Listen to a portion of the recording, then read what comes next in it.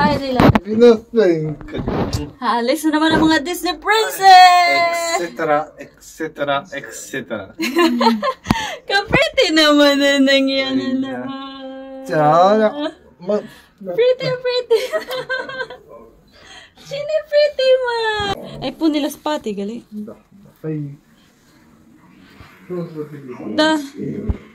Yung Inkies.Livzot. Yung aming OOTD, nag-jacket kami kasi malamig nga sa labas. And yung aming tatay is magdadala ng aming bag. Inkies, bravo. So, let's go sa go. Dati po nila panto. And do them! Merge! Total stop la magazine, la comparativa.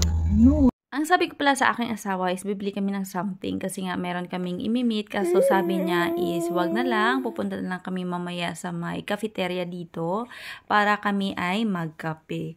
At kung marinig ninyo ang Inday na nagsalita, tinutulungan niya na naman ng mami na mag voice over. Gusto kasing ipakita ng aking asawa yung aming bahay. Yes, we are very proud talaga sa aming naipundar dito. And after nga namin na maipakita yung aming bahay, dumiretso kami dito oh.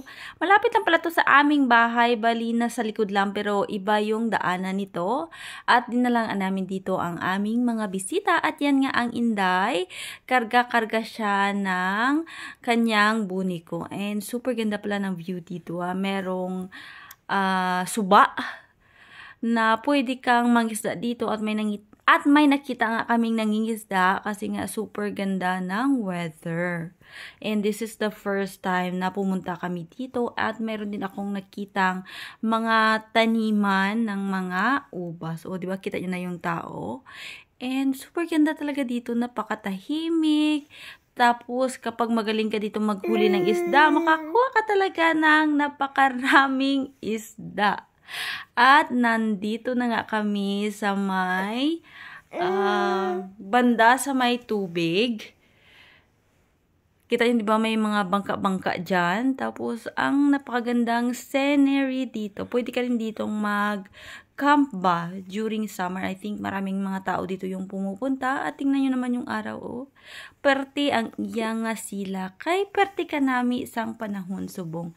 That is why pumunta kami dito at nakita yung napakagandang view dito lamang sa aming place. At yan naman yung Inday, o, diba? Hindi talaga umiiyak yung Inday kapag mga lalaki yung nagbubuhat sa kanya. Pero kapag mga babae is grabe gidyang iyaibi.